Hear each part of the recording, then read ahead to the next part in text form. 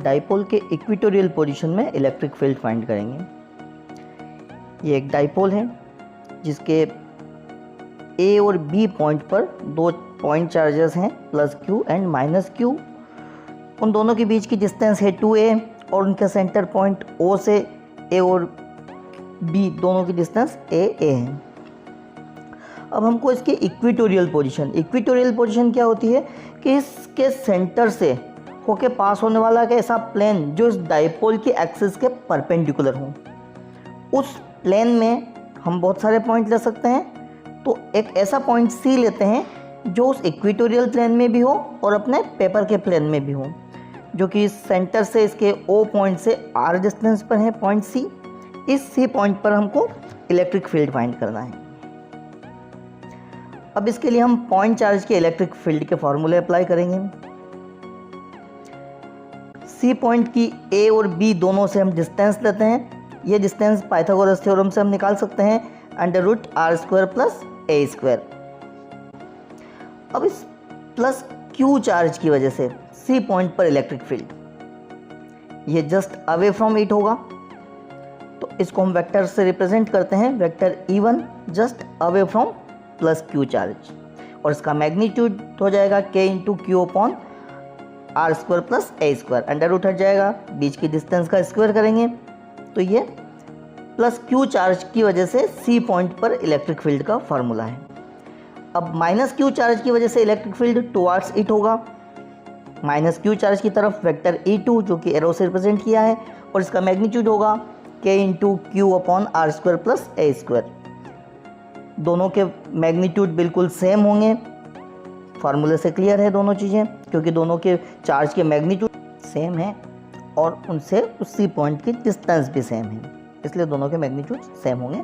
यहाँ हमने सिर्फ मैग्नीट्यूड के फॉर्म में E1 और E2 के फार्मूले लिखे हैं, इसलिए चार्ज का साइन यूज़ नहीं किया है, क्योंकि वेक्टर का मैग्नीट्यूड कभी नेगेटिव नहीं होता है। अब आप देखेंगे कि इस E1 और E2 को दो परपेंडिकुलर डायरेक्शंस में रिजॉल्व करेंगे, एक तो हॉरिजॉन्टल डायरेक्शन और एक वर्टिकल डायरेक्शन। अब यहाँ एंगल ले लेते हैं, C पॉइंट को A से मिलाने वाली जो लाइन है वो एक्सिस के साथ थीटा एंगल बना रही है, और ऐसे ही B पॉइंट पर भी थीटा एंगल बन रहा है, तो ये दोनों पॉइंट E1 और E2 के हॉरिजॉन्टल डायरेक्शन के साथ एंगल थीटा होगा। अब हम E1 को वर्टिकल डायरेक्शन में कंपोनेंट लेंगे E1 साइन थीटा, और हॉरिजॉन्टल डायरेक्शन में E1 cos theta. Similarly E2 का कंपोनेंट भी वर्टिकल डायरेक्शन में डाउनवर्ड डायरेक्शन में E2 साइन थीटा, और हॉरिजॉन्टल डायरेक्शन में E2 कॉस थीटा। किसी वेक्टर को दो परपेंडिकुलर डायरेक्शन में रिजॉल्व करने का या कंपोनेंट लेने का तरीका ये होता है कि जिस डायरेक्शन के साथ वेक्टर एंगल बनाता है, थीटा एंगल बनाता है, उस डायरेक्शन में कॉस वाला कंपोनेंट आता है, और उसकी जस्ट परपेंडिकुलर डायरेक्शन में साइन वाला कंपोनेंट आता है। ये सारे कंपोनेंट शो करने के बाद डायग्राम से क्लियर है कि E1 साइन थीटा और E2 साइन थीटा एक दूसरे के इक्वल हैं और अपोजिट डायरेक्शन में, तो ये कैंसिल हो जाएंगे, और हॉरिजॉन्टल डायरेक्शन के दोनों कंपोनेंट E1 कॉस थीटा और E2 cos theta add up होके नेट फील्ड देंगे। तो E1 sine theta equal to E2 sine theta, but resultant field E is equal to E1 cos theta plus E2 cos theta. E1 और E2 दोनों equal हैं, तो E2 को हम E1 लिख देंगे, तो हमको मिल जाएगा 2E1 कॉस थीटा। अब यहाँ पर E1 और cos थीटा की वैल्यू रखेंगे। E1 की value 2k Q/r² plus a², और cos थीटा की वैल्यू ट्राइंगल ACO से base upon hypotenuse which is a/r² plus a² की पावर 1/2 या अंडर रूट में।